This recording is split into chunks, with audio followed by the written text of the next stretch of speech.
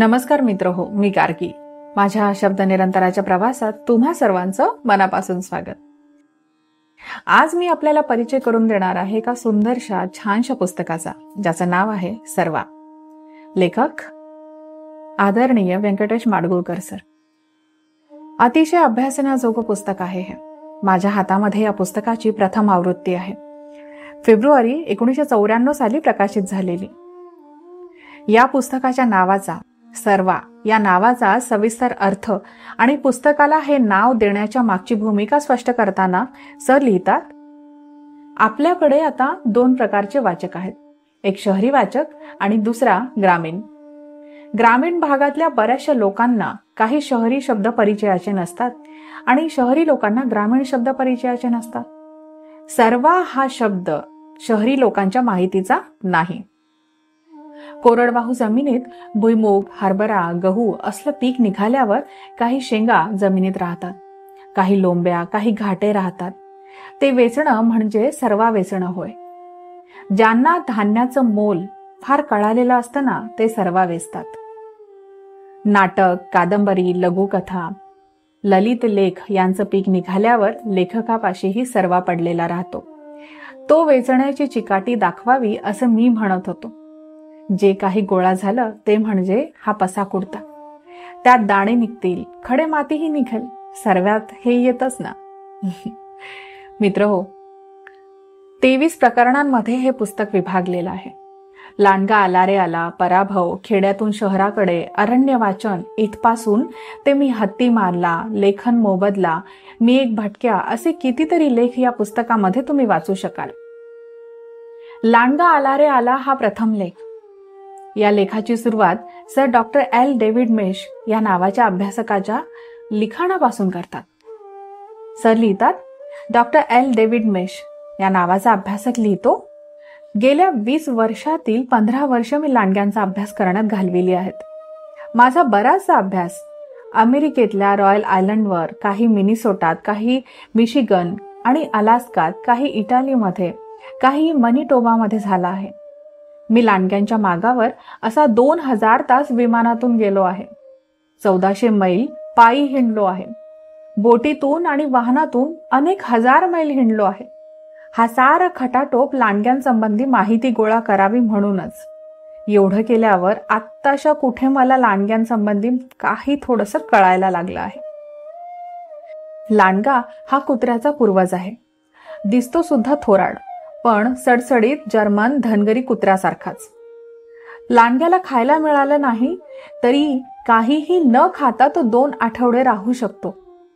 एकदा शिकार मिळाली की लांडगा बेसुमार खातो. रॉयल बेटावर एका दुपारी पायलट म्युरिन आणि मी लांडग्यांनी केलेली शिकार आम्ही पाहिली होती. 15 लांडग्यांनी मूस जातीच्या जनावराची मादी मारली. 15 जणांनी गराडा घालून खायला सुरुवात केली. 3 तासामध्ये त्यांनी 600 पाऊंड वजनाचं जनावर अर्ध संपवलं. म्हणजे प्रत्येक लांडग्याने 20 पाऊंड मांस खाल्लं. हे मात्र फारच झालं, पण सरासरी 5 ते 10 पाऊंड एवढं मांस लांडगा रोज खातो. शिकारी मागे असले म्हणजे लांडगे एका मागोमाग असे चालतात. चालण्याचा वेग ताशी 5 मैल असतो. मी एकदा एक कळप दिवसभरात 45 मैल चाललेला पाहिला आहे. लांडगा या प्राण्याविषयी जनमानसात जे चित्र आहे ना, ते प्रत्यक्षापेक्षा फार वेगळं आहे. लांडगा म्हणजे अतिशय क्रूर, रक्तपिपासू असं हे चित्र. कथा कहाण्यांमधून, शिकाऱ्यांनी लिहिलेल्या आणि सांगितलेल्या हकीकतीमधून हे चित्र निर्माण झालं असावं. सापांबद्दलही अशा अनेक हकीकती आहेत. उदाहरणार्थ, साप दूध धरतो, सापाच्या अंगावर केस असतात, साप म्हशीच्या पायाला वेटोळ घालून तिचं दूध पितो. तसाच लांडग्यांचा कळप उंच स्वरात ओरडतो. त्या कानांना भयानक वाटणाऱ्या आवाजावरूनही लांडग्यांबद्दलच्या कल्पना रूढ झाल्या असल्या पाहिजेत. लांडगा माणसांची पोरं पळवून नेऊन त्यांना वाढवतो, अशाही हकीकती आहेत. अशा चमत्कारिक कल्पनांमुळे ना सगळीकडे आजवर लांडग्यांचा संहारच झाला आहे. मित्रो, या वर्णनाबरोबरच लांडग्यांसोबतच संबंध जोडला जाऊ शकेल अशी एक घटनाही इतिहासामध्ये घडलेली आहे. या लेखामध्ये ना माडगुळकर सर जिम कॉर्बेट या प्रसिद्ध शिकाऱ्याने गुंगी नावाच्या एका रानामध्ये सापडलेल्या मुलीची हकीकत लिहिली आहे ना, तर त्या कथेचा माडगुळकर सर अतिशय सविस्तर उल्लेख करतात. ही घटना मी सर जिम कॉर्बेट यांच्या पुस्तकांमध्ये त्यांच्या शब्दांमध्ये वाचलेली आहे. ही एक सत्य घटना आहे आणि प्रत्यक्षात तुम्हाला जर ते दस्तावेज कुठं मिळालं तर नक्की वाचा. सध्या तरी ही घटना आपण सरांच्या शब्दांमध्ये वाचू. सर लिहितात, जिम कॉर्बेट या प्रसिद्ध शिकाऱ्याने गुंगी नावाच्या एका रानामध्ये सापडलेल्या मुलीची हकीकत लिहिली आहे. अल्मोरा आणि रानीखेतला जोडणाऱ्या रस्त्यावर काम करणाऱ्या मजुरांना ही पोर सापडली. एखाद्या जंगली जनावराप्रमाणे ही दोन्ही हात आणि दोन्ही पाय वापरून जंगलाच्या एका डवंग्यातून दुसऱ्यामध्ये पळत होती आणि लपत होती. पाठलाग करून या लोकांनी तिला पकडलं आणि हातपाय बांधून करंट्यात घालून तिला नैनितालला पाठवलं आणि हॉस्पिटलमध्ये ठेवलं गेलं. या लांडग्याने पाळलेल्या मुलीविषयीच्या बातम्या वर्तमानपत्रांमध्ये वाचून कॉर्बेटने नैनितालमधल्या आपल्या एका फोटोग्राफर मित्राला लिहिलं की या मुलीचे अनेक फोटोग्राफ माझ्याकरता घेऊन ठेव. वर्तमानपत्रातून काही आठवडे या गोष्टीचा गाजावाजा झाला आणि नंतर लोक या लांडगा बालकाविषयीची हकीकत विसरूनही गेले. ही पोर सतत अंधाऱ्या कोपऱ्यात दडून राहिल्यामुळे कॉर्बेटच्या फोटोग्राफर मित्राला फोटो काही घेता आले नाहीत. नंतर काही महिन्यांनी जिम कॉर्बेट नैनितालला गेले. लंडन मधल्या कोणा असोसिएशनचं सरकारला पाठवलेलं पत्र त्याच्याकडे आलं. असोसिएशनला या बालकाविषयी सर्व माहिती हवी होती. कॉर्बेटने आपला सोबती मोहन सिंग याला राणीखेतला पाठवलं आणि आसपासच्या खेड्यातलं कोणाचं पोर नाहीसं झालं आहे का याची चौकशी केली.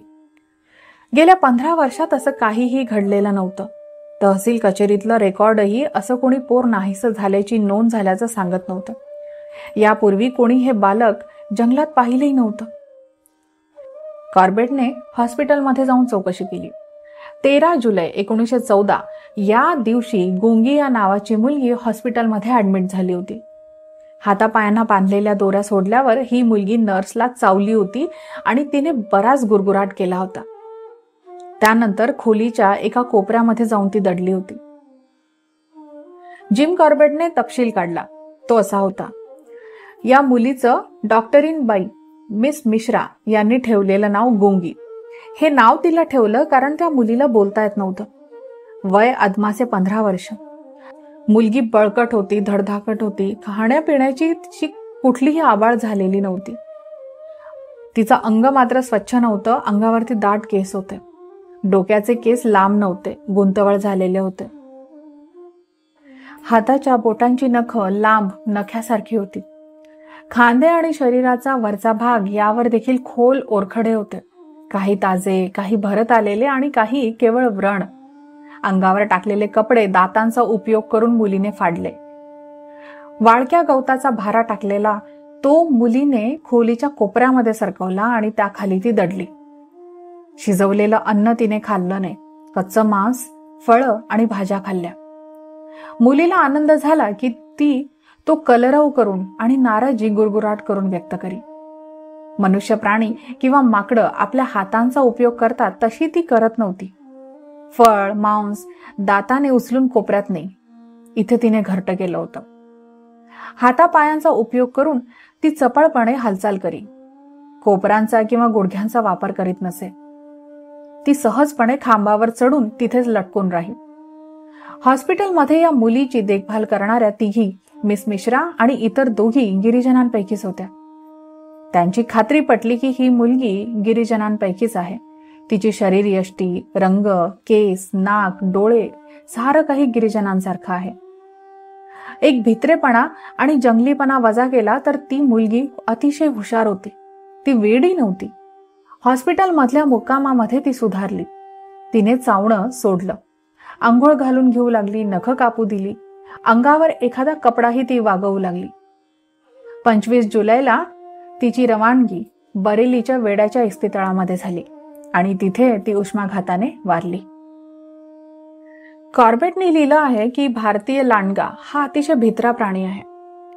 त्याने भुकेल्या पोटाने एखाद्या वस्तीत शिरून लहान पोर पळवून नेणं आणि ते वाढवणं ही गोष्ट मुळीच विश्वास ठेवण्याजोगी नाही. लांडग्याचे दात लागताच पोर ओरडलं कसं नाही? वस्तीतली माणसं, कुत्री गप्प कशी राहिली? भारतीय लांडगा हा कोल्ह्यापेक्षा थोडासा मोठा असतो. मुलाला ओढत तो काही अंतर जाईल, पण मूल तोंडात उचलून काही मैलांवर असलेल्या आपल्या बिळापर्यंत तो कसा जाईल? आणि ही मुलगी सापडली त्या जागेच्या आसपास 100 मैल तरी लांडगा हा प्राणी असण्याची शक्यता नाही. शेवटी जिम कॉर्बेटने एक शंका नोंदवून ठेवली आहे. हे पोर अस्वलाच्या संगतीत राहिलं असण्याची शक्यता आहे, अगदी क्षीण अशी शक्यता. मित्रहो, 13 जुलै 1914 ती मुलगी सापडली. तिच्यावर तथाकथित उपचार केले गेले आणि 25 जुलै 1914 त्या मुलीची रवानगी वेड्याच्या इस्पितळात केली गेली, जिथे तिचा शेवट झाला. वयाच्या 15 वर्षापर्यंत अरण्याने पोचलेल्या या वनकन्येला माणसाचं जग मानवलं नाही. मला राहून राहून एका गोष्टीचं आश्चर्य वाटतं की या वनकन्येला वेड्याच्या इस्पितळामध्ये पाठविण्याचा निर्णय का घेतला गेला असावा. कारण ती वेडी नव्हती, खरं तर अगदी चुणचुणीत आणि हुशार होती. फरक फक्त एवढाच होता की तिच्यावर माणसाच्या जंगलाचे नव्हे तर खऱ्या खुऱ्या अरण्याचे निसर्गाचे संस्कार झाले होते, जे या सुसंस्कृत मानवी अरण्यामध्ये अस्वीकारनीय होते. जिम कॉर्बेटने जेव्हा ही घटना स्वतः लिहिली, त्यावरती नंतर त्यांनी केलेलं चिंतन खरंच वाचण्याजोगं आहे. शक्य असेल तेव्हा ते शोधा आणि वाचा. डॉक्टर मेश म्हणतात की लांडगा हा क्रूर नाहीये आणि विशेष म्हणजे माणूस हे त्याचं भक्ष्यही नाही. आजारी असताना कुत्र पिसाळताना तसा जर तो पिसाळलेला असेल तरच तो माणसाला इजा करतो, एरवी नाही. त्यामुळे लांडग्यासोबत जोडल्या गेलेल्या दंतकथा नेहमीच खऱ्या असतात असं नाहीये. बऱ्याच वेळा भीतीपोटी रचल्या गेलेल्या कथा लांडग्यांचा शेवट करण्याकरता मात्र बऱ्याच वेळा कारणीभूत ठरल्या आहेत. माडगुळकर सर लिहितात की भारतीय लांडग्यांसंबंधी कोणी अभ्यासकाने लिहिल्याचं माझ्या वाचनात नाही. पर्यावरणाचा अभ्यास आणि अशा प्राण्यांचा अभ्यास ही गोष्ट एकच आहे, हे आपण ध्यानामध्ये घेतलेलंच नाही. या लेखामध्ये सरांचं हे विचारमंथन खरंच वाचण्याजोगं आहे. यानंतरचा लेख आहे पराभव. तर या लेखामध्ये चितमपल्ली सरांनी शाल्मली हा लेख लिहिला आहे ना, अगदी तसंच वर्णन वाचायला मिळतं. आणि काटेसावरी अर्थात शाल्मली वृक्षाची आणि वाऱ्याची प्रभांजनाची लोककथा ही सारखीच वाचायला मिळते. माडगुळकर सर आणि चितमपल्ली सर यांची घनिष्ठ मैत्री होती. बऱ्याचदा माडगुळकर सर चितमपल्ली सरांसोबत वनामध्ये वास्तव्य करण्यासाठी जात असत. हा कथेचा वैचारिक दस्तावेज तेव्हाचा असावा. या लेखानंतरचे खेड्यातून शहराकडे हा लेखही अप्रतिम. खेड्यातून शहराकडे खेचून आणणारी नेमकी कोणती मानसिकता असते यावर सरांचं चिंतन निरागस मनोरंजन करतं. यानंतरचा लेख अरण्य वाचन, अर्थात मला आवडलेला लेख. मी अगदी 6वी-7वी मध्ये असेल तेव्हा हा लेख वाचला होता. या लेखामध्ये जंगल वाचायचं म्हणजे आपल्याला असंख्य मुळाक्षरं असलेली लिपी वाचता आली पाहिजे, हे वाक्य मला फार भावलं होतं तेव्हा. अर्थात तेव्हा या वाक्याचा अर्थ वगैरे कळाला नव्हता, पण जशी चितमपल्ली सरांनी या अरण्य विश्वाची ओळख करून दिली ना, तशी मला त्या वाक्याची हळूहळू उकल व्हायला लागली.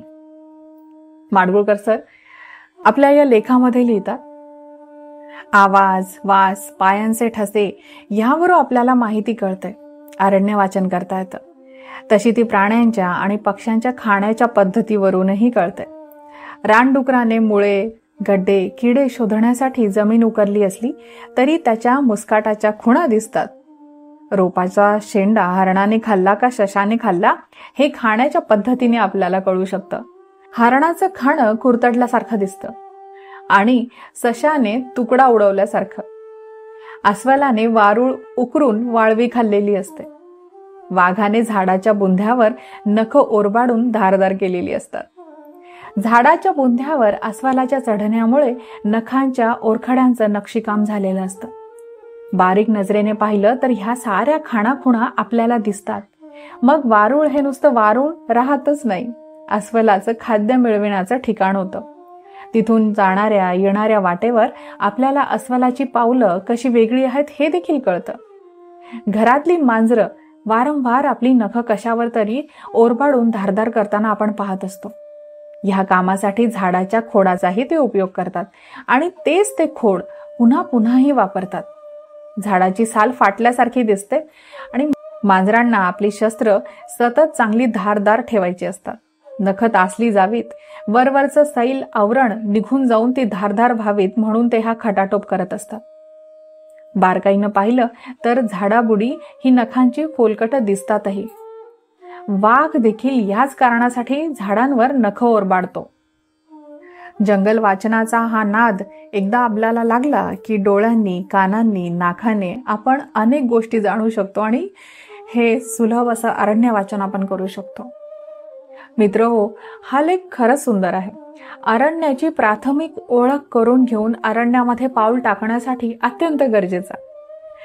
यानंतरचे अब्रू नुकसानी, मिठू मिठू पोपट, गरजा जय जयकार आणि असे कितीतरी सुंदरसे लेख या पुस्तकामध्ये वाचायला मिळतील. वैर या लेखामध्ये ब्रह्मदत्त राजाने पाळलेल्या पूजनी या पक्षिणीची कथा वाचायला मिळते. या कथेतील राजाचा पुत्र या पक्षिणीच्या 2 पिलांना मारतो, अगदी हाल हाल करून मारतो. त्याचा सूड म्हणून ही पक्षिणी त्या राजपुत्राचे दोन्ही डोळे फोडते. हे सुरू झालेलं वैर त्या राजाच्या आणि पक्षिणीच्या ताटातुटीचं कारण बनतं. कथा वाचण्यासारखी आहे आणि सरांनी वापरलेले नेमके शब्द भावतात. या लेखानंतर वाचन या लेखामध्ये तर सरांचं मूर्तिमंत व्यक्तिमत्व कसं होतं याचा आपण सहज अंदाज करू शकतो. सर लिहितात, खरी पुस्तकं खऱ्या भावबळाने वाचणं हा एक अतिश्रेयस्कर असा व्यायाम आहे. दिवसभरात केलेल्या इतर कुठल्याही कामापेक्षा अधिक दमवील, राबवील असा व्यायाम. पहिलवानाला लागते तशी शिस्त आणि चिकाटी ह्यालाही लागते. साऱ्या जिंदगीच्या अपेक्षा निर्माण करणं हेच आपलं उद्दिष्ट असतं, असं थोरोने सांगितलं आहे. मला वाटतं भावबळाने वाचन होतं ते 20शी-25शी पर्यंतच. पुढे माणूस काही कारणाने वाचतो, काही अपेक्षा ठेवून वाचतो. सुरुवातीला काव्य, मग कथा कादंबऱ्या, मग चरित्र, आत्मचरित्र, मग प्रवास आणि शेवटी अध्यात्म म्हणजे दासबोध, ज्ञानेश्वरी, हरिपाठ, गाथा असं आपलं वाचन गडगडत घरंगळत जातं. काही वाचकांच्या बाबतीत तर ते वृत्तपत्रातील स्तंभाच्या उंचीच्या वर कधी जातच नाही. असं म्हणतात की चांगला नकलाकार हा संभाव्य नट असतो आणि चांगला वाचक हा संभाव्य लेखक असतो. आठवणींची रिळं उलगडून पाहिली तर मला असं दिसतं की ऐन उन्हाळ्यात कलिंगडाची दोन्ही हातांनी उचलून तोंडाला लावलेली रसाळ लाल भडक आणि थंड फोड जशी विलक्षण गोड लागते ना, तशीच गोडी वाचन नावाच्या गोष्टीमध्येही असते. हे मला वयाच्या 9व्या वर्षी अगदी अचानक कळलं. या वयात इतर काही मिळावं म्हणून नव्हे तर निव्वळ आनंद वाटतो म्हणून आपण नाकाला पुस्तक लावून तासनतास बसतो किंवा लोळतो किंवा पसरतो किंवा गुडघ्यावर घेतो. दिवस मावळून अंधार पडूच नये असंही वाटतं. माझ्या लहानपणी कोयनेची लहरी वीज आलेली नव्हती. अंधार झालेला दिसे. कंदिलासाठी रॉकेल तेल वाण्याकडून विकत आणावे लागे. गोड्या तेलाप्रमाणे आपल्या रानामध्ये पिकलेल्या करडईचं तेल गावातल्या घाण्यावर काढून आणता येत नसे म्हणून माझी आई ताकीद देई, काय वाचायचं ते दिवसा उजेडी वाच, तेल आडाला लागत नाही आपल्याकडे. कोणत्या वनस्पतींची पानं खावी आणि कोणती खाऊ नयेत हे सशांच्या पिलांना त्यांच्या आया शिकवतात. माणसाच्या आयांनी पुस्तकांच्या पानांबद्दल अशी जागरूकता दाखविल्याचं माझ्या पाहण्यात तरी नाही. मित्र हो, शब्दांचे इमले रचत रचत हा लेख फार सुंदररित्या खुलवत जातात सर. नक्की वाचा. आता या पुस्तकातील सरांचे सर्वच लेख उत्तम तर आहेतच आणि नक्कीच वाचण्याजोगे आहेत. या पुस्तकातील अक्षरशः खजिना आहे तो म्हणजे जॉर्ज ऑरवेल या ब्रिटिश लेखकाच्या स्फुट लेखनाचे संदर्भ. तर या लेखनातील सरांना आवडलेल्या 7 ते 8 निबंधांचा सरांनी केलेला स्वैर अनुवाद या पुस्तकामध्ये आपल्याला वाचायला मिळतो. ही अतिशय आनंदाची गोष्ट आहे, कारण जॉर्ज ऑरवेलचं लिखाण ज्यांनी प्रत्यक्ष जॉर्ज ऑरवेलच्या शब्दांमध्ये वाचलं असेल त्यांना त्या शब्दांमधली जादू नक्कीच माहिती आहे. आणि ते लिखाण जर मराठीमध्ये इतक्या उच्च लेखकाच्या हातून लिहिलेलं आपल्याला वाचायला मिळत असेल तर ही मेजवानीच आहे, नाही का? जमिनीवरच्या बेडकांसंबंधी काही विचार, फाशी, मी हत्ती मारला, हॉस्पिटलमधले दिवस, लेखन मोबदला, मी एक भटक्या, प्रस्तावना आणि नोकरी पुस्तकाच्या दुकानातली हे काही लेख त्या स्वैर अनुवादाचा भाग आहेत. या पुस्तकाच्या निमित्ताने जॉर्ज ऑरवेल आणि श्री व्यंकटेश माडगुळकर सर या दोघांनाही सोबत वाचण्याची संधी प्राप्त होते. शक्य झाल्यास हे पुस्तक मागवा आणि हे पुस्तक वाचा, कारण हे समग्र पुस्तक एक छानसा सुंदरसा अनुभव आहे आणि तो अनुभव नक्की घ्या. आता मी थांबते. तुम्हाला हा पुस्तक परिचय कसा वाटला हे मला नक्की कळवा. आपण लवकर भेटू एखाद्या छानशा पुस्तकाच्या परिचयासह किंवा एखाद्या छानशा अभ्यासपूर्ण लेखासह. तोपर्यंत आजच्या या पुस्तकावर चिंतन करा आणि भरपूर वाचन करा. धन्यवाद.